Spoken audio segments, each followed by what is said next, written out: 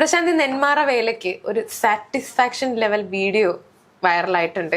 ഒരു പെൺകുട്ടീനെ ഒരാള് ഉപദ്രവിക്കുന്നു, അയാളെ ഓടിച്ചിട്ടടിക്കുന്ന ഒരു പോലീസുകാരൻ, പിന്നെ ആ കുട്ടീനെ കൊണ്ടും കുട്ടിയുടെ അച്ഛനെ കൊണ്ടും അടിപ്പിക്കുന്നു. അത് വല്ലാത്തൊരു സാറ്റിസ്ഫാക്ഷൻ തന്നിട്ടുണ്ടായിരുന്നു. കണ്ടിരുന്നോ? ഒരു പെൺകുട്ടി എന്നുള്ള നിലയിൽ വളരെ ഇഷ്ടപ്പെട്ടൊരു വീഡിയോ ഇന്ന് രാവിലെ വന്നപ്പോഴേ രോമാഞ്ചം. ഓക്കെ, അപ്പം ചിത്ര ഒരു പെൺകുട്ടിക്ക് മാത്രമല്ല ഒരു ആൺകുട്ടിക്കും, അതായത് അമ്മയും പെങ്ങന്മാരും ഉള്ള ആൺകുട്ടികൾക്കും കണ്ടു കഴിഞ്ഞാൽ വളരെയധികം സാറ്റിസ്ഫാക്ഷൻ കിട്ടുന്ന ഒരു വീഡിയോ ആണ് ഇന്നലെ മുതൽ സോഷ്യൽ മീഡിയയിൽ ഇങ്ങനെ പരന്ന് ഓടിക്കൊണ്ടിരിക്കുന്നത്. ഞാൻ ഇപ്പോൾ തന്നെ ഒരു 10-15 തവണ അത് കണ്ടു. ആൾക്കാരാണ്. അതെ, അപ്പോ ഈ നെന്മാറ വേലയ്ക്ക് വന്ന ഒരു പെൺകുട്ടി, അവളുടെ അച്ഛൻ, പെൺകുട്ടിയുടെ മുഖം ഒന്നും കൂടെ വ്യക്തമല്ല, പക്ഷെ കാണാൻ സുന്ദരി ആയിരുന്നിരിക്കാം, അല്ലെങ്കിൽ അങ്ങനെയുള്ളൊരു പെൺകുട്ടി ആയിരുന്നിരിക്കാം. പക്ഷെ എല്ലാ കൂട്ടത്തിലും ഒരു ഞരമ്പൻ ഉണ്ടെന്ന് പറഞ്ഞാൽ ഈ കൂട്ടത്തിലും ഒരു ഞരമ്പൻ. അവൻ പെൺകുട്ടിയെ കയറി ഒന്ന് ഞോണ്ടി. ആ സമയത്താണ് അവിടേക്ക് റഷീദ് എന്ന് പറയുന്ന ചുറുചുറുക്കുള്ള ചെറുപ്പക്കാരനായ ഒരു പോലീസ് ഉദ്യോഗസ്ഥൻ വരുന്നത്. അടിയെന്നൊക്കെ പറഞ്ഞു കഴിഞ്ഞാൽ പൊതിരെ തല്ലുക എന്നൊക്കെ നമ്മൾ പറയും, അല്ല കുറച്ചുകൂടി വ്യക്തമായിട്ട് ഇപ്പോഴത്തെ കുട്ടികളുടെ ഭാഷയിൽ പറഞ്ഞാൽ എടുത്ത് പഞ്ഞി കിട്ട് അടിച്ചുരുട്ടി നിലത്തിട്ട്. അതിനുശേഷം ഈ പെൺകുട്ടിയുടെ അച്ഛനും ഈ പെൺകുട്ടിയും കൂടെ വരുന്നു. ഇവർ രണ്ടുപേരും പൊതിരെ തല്ലുകയാണ്. അതിനിടയ്ക്കും ലാത്തി പ്രയോഗം നടക്കുന്നുണ്ട്. സാറ്റിസ്ഫാക്ഷൻ അറ്റ് സ്പീക്ക് എന്നൊക്കെ നമ്മൾ പറയുന്ന പോലെ അതിനൊക്കെ മേലെ ഒരു ഈ നമ്മളൊക്കെ പറയില്ല ഓറ ഫാമിങ്ങിൻ്റെ ഒക്കെ ഒരു അറ്റ്മോസ്റ്റ് ലെവലാണ് നമ്മളവിടെ കണ്ടിട്ടുള്ളത്. എന്താണെങ്കിലും നമ്മള് ഓരോ ഉത്സവത്തിനൊക്കെ പോകുമ്പോഴാണെന്നുണ്ടെങ്കിലും ഇപ്പോഴൊക്കെ പോകാനായിട്ട് കുറച്ച് പേടിയാ. നേരത്തെ ആണെങ്കിലും പേടിയുണ്ട് എന്നുണ്ടെങ്കിലും ഇപ്പൊ കുറച്ചുകൂടി പേടിയാ. കാരണം ആൾക്കാർ കൂടുന്ന ഒരു സ്ഥലത്ത് നിന്നിട്ട് ഇങ്ങനെ എന്തെങ്കിലും ഒരു സംഭവം ഉണ്ടായി കഴിഞ്ഞു കഴിഞ്ഞാൽ ഒന്നാമത്തെ കാര്യം ആ പെൺകുട്ടിയുടെ വസ്ത്രത്തിനെ പറ്റി പറയും. അല്ല എന്നുണ്ടെങ്കിൽ കൂടെ ചിലപ്പോൾ ഫ്രണ്ട്സ് ആയിട്ടായിരിക്കും വന്നിരിക്കുന്നത്. അതിനകത്ത് ബോയ്സ് ആരെങ്കിലും ഉണ്ടെങ്കിൽ വേറെ എന്തെങ്കിലും വർത്താനങ്ങൾ അതിനകത്ത് പറയും. ഇങ്ങനെ ക്രിറ്റിസിസം ചെയ്യാനായിട്ട് ആൾക്കാരുള്ളത് കൊണ്ട് നമുക്കിങ്ങനെ പോവാൻ തന്നെ പേടിയാണ്. അതെ അതെ. അപ്പോൾ തീർച്ചയായിട്ടും ഇപ്പോഴെന്ന് പറഞ്ഞു കഴിഞ്ഞാൽ ഈ ഒരു കൊറോണയ്ക്ക് ശേഷം എന്ന് പറഞ്ഞു കഴിഞ്ഞാൽ മൊത്തത്തിലൊരു മാറ്റം നമ്മുടെ സംസ്ഥാനത്ത് മൊത്തത്തിൽ വന്നിട്ടുള്ള എന്താണെന്ന് ചോദിച്ചു കഴിഞ്ഞാൽ സ്ത്രീ സുരക്ഷാ നിയമങ്ങൾ കൂടുതൽ ശക്തമായിട്ടുണ്ട്.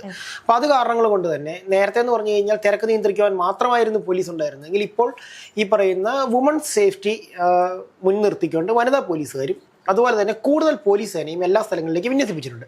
നൈറ്റ് ലൈഫ് ഇപ്പോൾ കേരളത്തിൽ വളരെയധികം വ്യാപിച്ചുകൊണ്ടിരിക്കുന്ന ഒരു സമയമാണ്. കേരളത്തിലെ പല ജില്ലകളിലും നൈറ്റ് ലൈഫ് എക്സ്പ്ലോറിങ് നടന്നുകൊണ്ടിരിക്കുകയാണ്. ആൺ പെൺ വ്യത്യാസമില്ലാതെ പോകുന്നു. പഴയ ഈ പറയുന്ന എന്താ പറയുന്നത് സദാചാര അമ്മാവന്മാരൊക്കെ ഇപ്പം വീടിനകത്തേക്ക് ഒതുങ്ങി കഴിഞ്ഞിരിക്കുന്നു. കുട്ടികൾ അതായത് റിട്ടയർമെന്റ് ആയി. കുട്ടികളിപ്പം ലൈഫ് ആഘോഷിക്കണം. കുട്ടികൾ ലൈഫ് ആഘോഷിക്കട്ടെ. ഇപ്പം ഞാനും ഈ പറയുന്ന നൈറ്റ് ലൈഫൊക്കെ ആഘോഷിക്കുന്ന ഒരു വ്യക്തിയാണ്. എനിക്കും അത് ആഘോഷിക്കണമെന്ന് ആഗ്രഹമുണ്ട്. അപ്പം അങ്ങനെ പോകുന്നൊരു സമയത്താണ് ഇങ്ങനെയുള്ള ചില ഞരമ്പന്മാർ എല്ലാ വിഷയങ്ങൾക്കും ഇടയിലേക്ക് വരുന്നത്. ഒന്നാമത്തെ കാര്യം എന്താണെന്ന് ചോദിച്ചു കഴിഞ്ഞാൽ കേരളത്തിൽ ലൈംഗിക വിദ്യാഭ്യാസത്തിൻ്റെ ഒരു അഭാവം വളരെ ശക്തമായിട്ടുണ്ട്. കേരളത്തിൽ നിന്നല്ല, ഇന്ത്യയിൽ തന്നെ ലൈംഗിക വിദ്യാഭ്യാസത്തിന്റെ അഭാവമാണ് ഈ ഒരു കാരണത്തിന്റെ മെയിൻ ആയിട്ടുള്ള ഒരു വസ്തുത. അതാണെന്ന് ഞാൻ വിചാരിക്കുന്നേ ഇല്ല. കാരണം എന്താന്ന് വെച്ചാൽ ഇതൊക്കെ പഠിച്ചിട്ടാണെങ്കിലും അല്ലാതെയാണെന്നുണ്ടെങ്കിലും സാമാന്യ മര്യാദ എന്ന ഒരു കാര്യം പഠിക്കുക എന്നുള്ളത് മാത്രമേ ഉള്ളൂ. അത് വീട്ടിൽ നിന്നാണ് കൊടുക്കേണ്ടത്. ഈ സാമാന്യ മര്യാദ എന്ന് പറയുന്നത് ഇപ്പം എല്ലാവരും പറയും സ്ത്രീകൾക്ക് നമ്മൾ റെസ്പെക്ട് കൊടുക്കണം. സ്ത്രീകൾക്ക് മാത്രമല്ല, പുരുഷന്മാർക്കും എല്ലാവർക്കും റെസ്പെക്ട് കൊടുക്കുന്ന രീതിയിൽ അത് സ്വന്തം ഏജുള്ള, അതായത് ഒരേ ഏജ് ആൾക്കാർക്ക് അല്ലാതെ തന്നെ കുട്ടികൾക്കാണെങ്കിലും നമ്മുടെ ഓപ്പോസിറ്റ് നിൽക്കുന്ന ഒരാളുടെ അടുത്ത് നമ്മൾ റെസ്പെക്റ്റോട് കൂടി സംസാരിക്കുക. അയാൾ ഡിസേർവ് ചെയ്യുന്നുണ്ടെങ്കിൽ ആ റെസ്പെക്റ്റോട് കൂടി സംസാരിക്കുക എന്നുള്ളത് മാത്രമേ ഉള്ളൂ. ഈ പറയുന്ന ആൺ മേൽക്കോയ്മ എന്ന് പറയുന്നതൊക്കെ അവസാനിച്ചിട്ട് വർഷങ്ങളായി. ഇപ്പൊ എല്ലാം തന്നെ ഒരു ഇക്വാലിറ്റിയുടെ കാലമാണ്. സ്ത്രീക്കും പുരുഷനും ഒരേ വേവ് ലെങ്ത് അല്ലെങ്കിൽ ഒരേ ലെവലായിട്ടുള്ള അവകാശങ്ങൾ, അധികാരങ്ങൾ ഇതെല്ലാം തന്നെ ഇപ്പോൾ കിട്ടി തുടങ്ങി. ഇപ്പോൾ പെൺകുട്ടികൾ വരേക്കും ഫ്ലൈറ്റ് ഓടിക്കാൻ തുടങ്ങി, പെൺകുട്ടികൾ ട്രെയിൻ ഓടിക്കുന്നുണ്ട്, പെൺകുട്ടികൾ ശൂന്യാകാശത്തേക്ക് പോകുന്നു, പെൺകുട്ടികൾ സ്പോർട്സ് രംഗത്തുണ്ട്, അഭിനയ രംഗത്തുണ്ട്, എഴുത്തിലുണ്ട്, സംവിധാനത്തിലുണ്ട്. അങ്ങനെ എല്ലാ മേഖലകളിലും ആണുങ്ങൾ പോയിട്ടുള്ള എല്ലാ മേഖലകളിലും എന്തിനാണ് തെങ്ങ് കയറുന്ന പെൺകുട്ടികൾ വരെയുണ്ട്. ആൺകുട്ടികൾ കൈവച്ചിട്ടുള്ള എല്ലാ മേഖലകളും പെൺകുട്ടികളും കൈവച്ച് തുടങ്ങിയിട്ടുണ്ട്. ബസ് ഓടിക്കുന്ന പെൺകുട്ടികളുടെ റൂട്ട് ബസ് ഓടിക്കുന്ന പെൺകുട്ടികളുടെ വീഡിയോസ് നമ്മൾ പലതും കാണാറുണ്ട്. പല വീഡിയോകളും വൈറലാണ്. ഇപ്പോൾ ഈ പറയുന്ന ആര്യ എന്നൊക്കെ പറഞ്ഞിട്ട് ഒരു പെൺകുട്ടി ടൂറിസ്റ്റ് ബസ് ഓടിക്കുന്നത്, ദിവസങ്ങളോളം പാക്കേജുകളും എടുത്തു പോകുന്ന ആര്യയുടെ വീഡിയോസ് ഒക്കെ വൈറലാണ്. അപ്പം പെൺകുട്ടികളെ നമ്മൾ ആഘോഷിക്കുകയാണ് ഇപ്പോൾ. അതായത് പെൺകുട്ടികളുടെ ഈ കടന്നുവരവിന് ഒരു പറ്റം ആളുകൾ ആഘോഷിക്കുമ്പോൾ മറുവശത്ത് ഇതിനെ നോക്കി പല്ലിറുമുന്ന ഒരു സമൂഹം ഇന്നും ഉണ്ട്. ഞാൻ പറഞ്ഞ ലൈംഗിക വിദ്യാഭ്യാസം എന്ന് പറഞ്ഞത് വീടുകളിൽ നിന്ന് തന്നെയാണ് ആദ്യം പഠിക്കേണ്ടത്. ഇത് പറഞ്ഞു കൊടുക്കേണ്ടത് ആദ്യം ഒരു ആൺകുട്ടിക്ക് ഒരു പെൺകുട്ടിയെ എങ്ങനെ നോക്കണമെന്ന് പറഞ്ഞു കൊടുക്കേണ്ടത് അവൻ്റെ അമ്മ തന്നെയാണ്. കാരണം അവൻ്റെ അമ്മയ്ക്കുള്ള എല്ലാ അവയവങ്ങളും തന്നെ ഈ പുറത്ത് കാണുന്ന ഒരു പെൺകുട്ടിക്കുള്ളൂ, അല്ലെങ്കിൽ അവൻ്റെ സഹോദരിക്കുള്ള അവയവങ്ങളെ ഈ പുറത്ത് കാണുന്ന ഒരു പെൺകുട്ടിക്കുള്ളൂ, അല്ലെങ്കിൽ അവൻ്റെ ഭാര്യയ്ക്കുള്ളതൊക്കെ തന്നെ പുറത്തുള്ളവർക്കുള്ളൂ. അതിൽ കൂടുതലൊന്നും തന്നെ ദൈവം ആർക്കും വിറ്റ് ചെയ്ത് വിട്ടിട്ടില്ല. ചിലപ്പോൾ മുഖവ്യത്യാസം ഉണ്ടാവാം, മുഖ ഷേപ്പിലോ സൗന്ദര്യത്തിലോ ശരീരത്തിൻ്റെ നിറത്തിലോ വണ്ണത്തിലോ ഒക്കെ വ്യത്യാസം ഉണ്ടാവാം. അല്ലാതെ നോക്കിക്കഴിഞ്ഞാൽ ഈ പറയുന്ന പെൺകുട്ടികൾക്കൊന്നും തന്നെ ഇവൻ്റെ അമ്മയ്ക്കോ ബാക്കിയുള്ളവർക്കോ ഉള്ളതിനേക്കാൾ കൂടുതലൊന്നും ഇല്ല എന്നുള്ള ചിന്ത ആദ്യം തന്നെ ഈ പുരുഷന്മാർക്ക് ഉണ്ടാവണം എന്നുള്ളതാണ് ഒന്നാമത്തെ വസ്തുത. ഇനി രണ്ടാമത്തെ കാര്യം എന്ന് പറഞ്ഞാൽ കുറച്ചു കാലം മുൻപ് വരേക്കും നമ്മുടെ കേരളീയരുടെ വസ്ത്രം എന്ന് പറയുന്നത് ഈ മുണ്ടും ബ്ലൗസും ആയിരുന്നു. എൻ്റെയൊക്കെ മുത്തശ്ശിയൊക്കെ മുണ്ടും ബ്ലൗസും ഇട്ടാണ് ഒരു തോർത്ത് കൊണ്ട് മാറുമറച്ച് മാത്രം ആയിരുന്നു അവർ സഞ്ചരിച്ചിരുന്നത്. അന്നത്തെ കാലത്തൊന്നും ഈ പറയുന്ന ഈ കടന്നുപിടുത്തവും അങ്ങനെയുള്ള സംഭവങ്ങളൊക്കെ വല്ലപ്പോഴും കേട്ടിരുന്ന ഒരു വാർത്തകളായിരുന്നു. ജനറേഷൻ മാറിയപ്പോൾ ഈ പറയുന്ന മാതാപിതാക്കളും കുഞ്ഞുങ്ങളും തമ്മിലുള്ള കമ്മ്യൂണിക്കേഷൻ മാറി. പണ്ടെന്ന് പറഞ്ഞു കഴിഞ്ഞാൽ സ്കൂൾ വിട്ട് വന്നു കഴിഞ്ഞാൽ പുറത്ത് പോയിട്ട് കുറച്ചു നേരം കളിക്കുന്നു, തിരിച്ച് വീട്ടിൽ വരുന്നു, പിന്നീട് അച്ഛൻ്റെ അമ്മയുടെയും കൂടി ഇരുന്നിട്ട് ഒന്നെങ്കിൽ നാമം ജപിക്കുന്നു, അല്ലെങ്കിൽ കുരിശ് വരയ്ക്കുന്നു, അതല്ലെങ്കിൽ മറ്റുള്ള പ്രാർത്ഥനകൾ ചെയ്യുന്നു, അതിനുശേഷം ഒരുമിച്ചിരുന്ന് ഭക്ഷണം കഴിക്കുന്നു, പിന്നെ കുറച്ചു നേരം സംസാരിക്കുന്നു. ഇതിനുശേഷം ഇവർ വീണ്ടും ഇവരുടെ പഠനത്തിലേക്ക് പോകുന്നു, അല്ലെങ്കിൽ ഉറക്കത്തിലേക്ക് പോകുന്നു. അങ്ങനെ ഒരു കാലഘട്ടത്തിൽ നിന്ന് ഇന്നിപ്പം ജനറേഷൻ ഗ്യാപ്പ് വന്നപ്പോൾ ജനറേഷൻ അങ്ങ് വിപുലീകരിച്ച് കഴിഞ്ഞപ്പോൾ ഇതെല്ലാം തന്നെ ഒരു മൊബൈലിനകത്തേക്ക് ഒതുങ്ങി. ഇപ്പം നഗ്ന ദൃശ്യങ്ങൾ മൊബൈലിനുള്ളിൽ ഫ്രീ ആയിട്ട് കാണാൻ പറ്റുന്ന ഒരു അവസ്ഥയിലേക്ക് വന്നു. പണ്ടെന്നൊക്കെ പറഞ്ഞു കഴിഞ്ഞാൽ പണ്ടെന്ന് പറഞ്ഞാൽ ഒരു ഭയം ഉണ്ടായിരുന്നു. ഈ പറയുന്ന ഇപ്പോൾ സുലഭമായിട്ട് കിട്ടിക്കൊണ്ടിരുന്ന പലതും പണ്ട് വളരെ കഷ്ടപ്പെട്ട് കിട്ടിക്കൊണ്ടിരുന്ന ഒരു കാലഘട്ടം ഉണ്ടായിരുന്നു. അല്ലെങ്കിൽ എന്താ പറയുന്ന മാടക്കടകളിൽ തൂങ്ങിക്കിടന്നുള്ള പുസ്തകങ്ങളിൽ നിന്ന് മാത്രം ലഭിക്കുന്ന ലൈംഗികമായ അറിവുകൾ, അല്ലെങ്കിൽ കൂട്ടുകാർ കൂടി വീട്ടിൽ അച്ഛനും അമ്മയും പുറത്തെവിടെയെങ്കിലും പോകുമ്പോൾ ഷെയർ ഇട്ടെടുക്കുന്ന ഒരു കാസറ്റിൽ നിന്നോ CD-യിൽ നിന്നോ ഒരു പുരുഷന് ലഭിക്കുന്ന ലൈംഗികമായ അറിവുകൾ. പിന്നീടുള്ള അറിവുകളുടെ ഒരു വികസനം എന്ന് പറയുന്നത് ശരിക്കും പറഞ്ഞു കഴിഞ്ഞാൽ അവൻ്റെ വിവാഹത്തിന് ശേഷമാണ്. ഇപ്പോഴെന്ന് പറഞ്ഞു കഴിഞ്ഞാൽ 10ാം ക്ലാസ്സിൽ പഠിക്കുന്ന കുട്ടിക്കും 5ാം ക്ലാസ്സിൽ പഠിക്കുന്ന കുട്ടിക്കും 4ാം ക്ലാസ്സിൽ പഠിക്കുന്ന കുട്ടിക്കും മൊബൈലാണ്.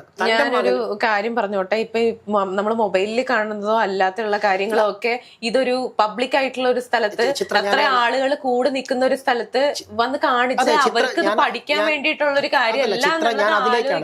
ഞാൻ അതിലേക്കാണ് വരുന്നത്. ഈ പറയുന്ന ഇതിനെ ഇന്ത്യയിലെ ഗവൺമെന്റ് നിരോധിച്ചത് മറ്റൊന്നും കൊണ്ട് നിരോധിച്ചതല്ല.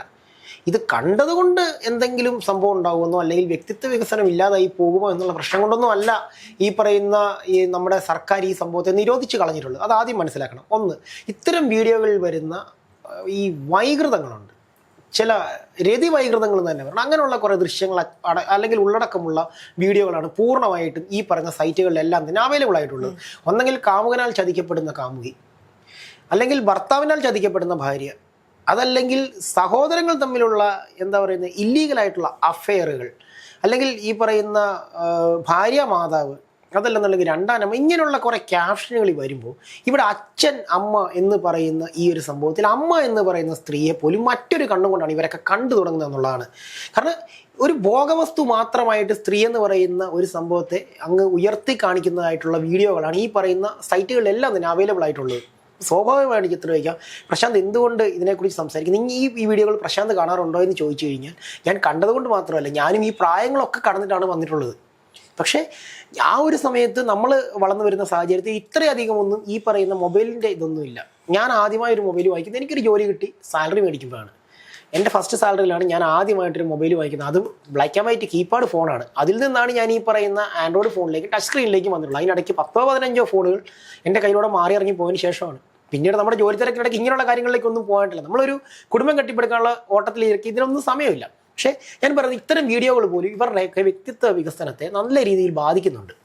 കാരണം എന്തിനേയും ഭോഗവസ്തു മാത്രമായിട്ട് കാണുന്നൊരവസ്ഥ. പോരാതെ ഇപ്പോൾ വരുന്ന സിന്തറ്റിക് ആയിട്ടുള്ള കുറേ ഐറ്റംസ്, അതിൻ്റെ ഉപയോഗം എന്ന് പറഞ്ഞു കഴിഞ്ഞാൽ അമ്മ ഏതാ പെങ്ങളേതാന്ന് പോലും തിരിച്ചറിയാൻ പറ്റില്ലാത്തൊരവസ്ഥ. അല്ലെങ്കിൽ ഒന്ന് ഓർത്ത് നോക്കാം, നെന്മാറ വേല എന്ന് പറയുന്നത് എന്താണെന്ന് ചിത്രയ്ക്കറിയോ? കേട്ടിട്ടില്ലേ? ഉള്ളു കണ്ടിട്ടുണ്ടോ?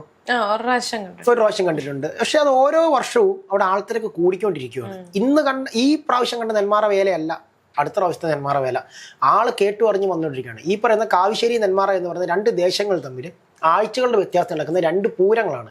കാവശ്ശേരി പൂരം, നെന്മാറ വേല. അതൊരിക്കൽ ഞാൻ പാലക്കാട് നിൽക്കുന്ന സമയത്ത് കൊറോണയ്ക്ക് ശേഷം ആദ്യത്തെ നെന്മാറ വേല കാണുവാനുള്ള ഭാഗ്യം ലഭിച്ചൊരു വ്യക്തിയാണ്. പക്ഷേ എനിക്കതിൻ്റെ ദുഃഖം എന്താണെന്ന് ചോദിച്ചാൽ അന്ന് റെസ്ട്രിക്ഷൻസ് ഉണ്ടായിരുന്നതുകൊണ്ട് തന്നെ ആൾ വളരെ കുറവായിരുന്നെങ്കിലും ഗംഭീരമായ പരിപാടിയാണ്. ഏകദേശം 3 നിലയോളം ഉയരത്തിൽ കെട്ടി ഉയർത്തിയിരിക്കുന്ന കവുങ്ങ് കൊണ്ടുള്ള വലിയ ഒരു തൂണുകളിലേക്ക് വെടിമരുന്നുകൾ നിറച്ച് നില അമിട്ടുകൾ അടക്കം വെച്ച് ഒരു നാട് മുഴുവൻ വിറപ്പിക്കുന്ന രീതിയിലുള്ള സ്ഫോടനങ്ങൾ, പൊട്ടിത്തെറികൾ, അത് കേൾക്കുമ്പോൾ ഉണ്ടാകുന്ന ആളുകളുടെ ആവേശം, ആർപ്പുവിളി, പകലും രാത്രിയിലുമായിട്ട് നീളുന്ന മണിക്കൂറുകൾ നീണ്ടിരിക്കുന്ന വെടിക്കെട്ട്, ഇത് കാണുവാൻ വേണ്ടിയാണ് ഈ പറയുന്ന പെൺകുട്ടിയും ഇവളുടെ അച്ഛനും അവിടെ എത്തിയിട്ടുള്ളത്. അത്രയും ആൾക്കൂട്ടത്തിനിടയിൽ വെച്ച് അവളെ ഒരുത്തൻ ലൈംഗിക ചുവയോടുകൂടി സ്പർശിക്കുകയാണ്. എല്ലാ പെൺകുട്ടികളും, ഇന്നത്തെ കാലഘട്ടത്തിലുള്ള മുഴുവൻ പെൺകുട്ടികൾക്കും ഗുഡ് ടച്ച് എന്താണ്, ബാഡ് ടച്ച് എന്താണെന്ന് വ്യക്തമായിട്ടറിയാം. അല്ലെങ്കിൽ ശരിയായ നോട്ടം എന്താണ്, തെറ്റായ നോട്ടം എന്താണെന്ന് അറിയാം. ഒരു പെൺകുട്ടിയെ കാണുമ്പോൾ അവളുടെ കണ്ണിൽ നോക്കി സംസാരിക്കുന്നത് മാന്യതയാണ്, അല്ലെങ്കിൽ മര്യാദയാണ്. അത് കുടുംബത്തിൽ നിന്ന് പഠിക്കുന്നതാണ്. ഞാൻ എൻ്റെ അമ്മയോട് കണ്ണി നോക്കിയാണ് സംസാരിക്കുന്നത്, എൻ്റെ സഹോദരിയോട് ഞാൻ കണ്ണി നോക്കിയാണ് സംസാരിക്കുന്നത്. എൻ്റെ നോട്ടം ഒരിക്കലും എൻ്റെ അമ്മയിൽ നിന്നോ സഹോദരിയിൽ നിന്നോ അവളുടെ കഴുത്തിന് താഴേക്ക് നീണ്ടു പോകുന്നുണ്ടെങ്കിൽ ഞാൻ മകനെന്നോ സഹോദരനെന്നോ പറയാനുള്ള ഒരു യോഗ്യത ഇല്ലാത്തവരാണ്. പക്ഷെ ഒരു പെൺകുട്ടിയെ കണ്ണി നോക്കി സംസാരിക്കാം, പക്ഷെ അവളുടെ മറ്റ് ശരീരഭാഗങ്ങളിലേക്ക് നോക്കി സംസാരിക്കുന്ന പച്ചമലയാളത്തിൽ പറഞ്ഞാൽ തന്തയില്ലായകയാണ്.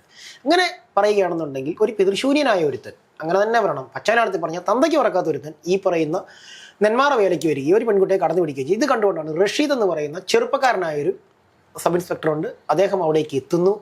അദ്ദേഹം ഈ വിഷയത്തിൽ ഇടപെടുകയാണ്, ഇവനെ അടിച്ചുരുട്ടുന്നു, നാട്ടുകാരുടെ എല്ലാവരുടെയും മുന്നിൽ വെച്ച് ആ പെൺകുട്ടിയെ കൊണ്ട് തല്ലിക്കുന്നു. അതാണ് ശരിക്കും പറഞ്ഞാൽ നിയമം, അല്ലെങ്കിൽ നിയമം നടപ്പാക്കപ്പെട്ടു. അവിടെ അവളെ വലിച്ചു കീറുവാനായി കോടതിയുടെ മുന്നിലേക്ക് ഇട്ടുകൊടുത്തില്ല, അവളെ മാധ്യമങ്ങൾക്ക് മുൻപിലേക്ക് അവളെ ആഘോഷിക്കുവാൻ ഇട്ടുകൊടുത്തില്ല, മാധ്യമങ്ങൾക്ക് ആഘോഷിക്കുവാനുള്ള ഒരു ബിംബമായിട്ട് അവളെ കൊണ്ട് നിർത്തിക്കൊടുത്തില്ല. അവൾക്ക് വേണ്ട നീതി അവളെ കൊണ്ട് തന്നെ, അവളെ തെറ്റായി തൊട്ടവനെ അവളുടെ കൈ കൊണ്ട് തന്നെ തല്ലിക്കുമ്പോൾ അവൾക്ക് കിട്ടുന്ന ഒരു സാറ്റിസ്ഫാക്ഷൻ ഉണ്ട്. അത് കാണുമ്പോൾ നമുക്ക് കിട്ടുന്ന ഒരു സാറ്റിസ്ഫാക്ഷൻ. ഇതിലൂടെ പല പെൺകുട്ടികൾക്കും ഭയങ്കരമായിട്ടുള്ള ഒരു നമ്മൾ ഇങ്ങനത്തെ പോയിന്റിൽ വരുമ്പോൾ നമ്മൾ സ്റ്റക്കായിട്ട് നിൽക്കുന്ന ഒരു അവസ്ഥയിൽ നിന്നും ചെയ്യാൻ പറ്റും.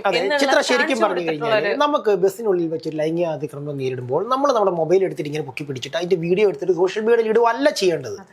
അത് 4 ആളെ അറിയിക്കാം. പക്ഷെ അതെ, എല്ലാവർക്കും ഒരുപോലെ പറ്റിയെന്ന് വരില്ല. പറ്റണം, എന്തുകൊണ്ട് പറ്റണം, പക്ഷെ എല്ലാവർക്കും ഒരുപോലെ പറ്റിയെന്ന് വരില്ല ഈ ഒരു കാര്യം. ശരി, ഞാൻ പറയാം ചിത്ര, ഞാൻ ഇപ്പോൾ പറയാം. ഞാൻ ഈ വീഡിയോ കാണുന്ന എൻ്റെ പെങ്ങന്മാരോടും എൻ്റെ അമ്മമാരോടും കൂടെയാണ് പറയുന്നത്. നിങ്ങളോട് ഇപ്പോൾ പറയേണ്ട എനിക്ക് ഒറ്റ കാര്യം, ചിത്രയോട് എനിക്ക് പറയാനുള്ള ഒറ്റ കാര്യമാണ്. നിന്റെ ശരീരത്തിൽ നിന്റെ അനുവാദമില്ല, അത് നിന്റെ ഭർത്താവിന് പോലും സ്പർശിക്കാനുള്ള അവകാശമില്ല. നിന്റെ ഭർത്താവാണെങ്കിൽ പോലും നിന്റെ ശരീരത്തിൽ സ്പർശിക്കണമെന്നുണ്ടെങ്കിൽ നിന്റെ അനുവാദം മേടിച്ചിരിക്കണം. അല്ലാതെ സ്പർശിക്കുന്ന എല്ലാം ബാഡ് ടച്ചാണ്. അതിനോട് നിനക്ക് പ്രതികരിക്കാം, കാരണം നിന്റെ ശരീരം നിന്റെ സ്വത്താണ്. അതിലേക്ക് മറ്റൊരാൾ നിന്റെ അനുവാദമില്ലാതെ കടന്നു കയറിയാൽ, അല്ലെങ്കിൽ കടന്നു കയറുന്ന സാഹചര്യം ഉണ്ടാകുന്ന നിമിഷം നീ പ്രതികരിച്ചേ പറ്റൂ. അതല്ലെന്നുണ്ടെങ്കിൽ നിന്നെ പന്ത് പോലെ ഇട്ട് തട്ടിക്കളിക്കും. അങ്ങനെ തട്ടിക്കളിക്കേണ്ട ഒരു വസ്തു അല്ല പെണ്ണെന്ന് പറയുന്നത്. പെണ്ണിനും അവളുടേതായ ഒരു സ്പേസ് ഈ നാട്ടിലുണ്ട്. അത് ഈ ഗവൺമെന്റ് അംഗീകരിച്ചിട്ടുണ്ട്, അതുപോലെ തന്നെ കോടതികൾ അംഗീകരിച്ചിട്ടുണ്ട്. ആണും പെണ്ണും ഈക്വൽ ആണെന്ന് പറയുന്നുണ്ട്. പിന്നെ എന്തിനു പ്രതികരിക്കാതിരിക്കണം? ഒരാണിന് പൊതുജന മധ്യത്തിൽ വെച്ച് പ്രതികരിക്കാമെങ്കിൽ ഒരു പെണ്ണിന് തീർച്ചയായിട്ടും പ്രതികരിക്കാൻ പറ്റണം. അത് പ്രതികരിക്കാൻ പറ്റാതെ പോകുന്നതുകൊണ്ടാണ് ഇവിടെ തെരുവുകളിൽ സ്ത്രീത്വങ്ങൾ അപമാനിക്കപ്പെടുന്നത്, പെൺകുട്ടികൾ അപമാനിക്കപ്പെടുന്നത്. നിന്റെ ദേഹത്ത് അനുവാദമില്ലാതെ തൊട്ടാൽ നീ അപ്പം പൊട്ടിച്ചിരിക്കണം. അനുവാദത്തോടുകൂടി നിന്നെ സ്പർശിക്കുന്നത് നിന്റെ സുഹൃത്തുക്കളാണ്, അല്ലെങ്കിൽ നിന്റെ അവകാശികളാണ്. അല്ലാതെ ആർക്കും നിന്നെ സ്പർശിക്കാനുള്ള അവകാശമില്ല. ഒരു സ്റ്റെപ്പ് അകന്നു നിന്ന് നിന്റെ കണ്ണിൽ നോക്കി സംസാരിക്കുക. ആ കണ്ണിൽ നിന്ന് മാറുന്ന നോട്ടം പോലും തെറ്റാണ്. അതിനോട് പോലും നീ പ്രതികരിച്ചില്ലെന്നുണ്ടെങ്കിൽ, ബൈബിളിൽ പറയുന്ന ഒരു വചനം ഈ ഈസ്റ്റർ ദിനത്തിൽ പറഞ്ഞുകൊണ്ടേ നമുക്ക് അവസാനിപ്പിക്കാൻ പറ്റും. ബൈബിളിൽ ഒരു വചനം എടുത്ത് പറഞ്ഞിട്ടുണ്ട്, നീ ഒരു സ്ത്രീയെ തെറ്റായ കണ്ണുകൾ കൊണ്ട് നോക്കുന്നുണ്ടെങ്കിൽ നീ അവളുമായി വ്യഭിചരിക്കപ്പെട്ടു എന്നാണ് അതിനർത്ഥം. അങ്ങനെ നിന്റെ ശരീരത്തെ നിന്റെ അനുവാദമില്ലാതെ മറ്റൊരുതിന് വ്യഭിചരിക്കുവാനായി നിന്ന് കൊടുക്കേണ്ട ആവശ്യം നിനക്കില്ല എന്നിരിക്കെ നീ പ്രതികരിച്ചേ പറ്റൂ. അതിന് തന്നെയാണ് എഴുതി വച്ചിരിക്കുന്നത്, പെണ്ണെ നിനക്ക് നീതി നിഷേധിക്കപ്പെടുമ്പോൾ നീ തീയാവുക, നീതി നിനക്ക് ലഭിക്കും.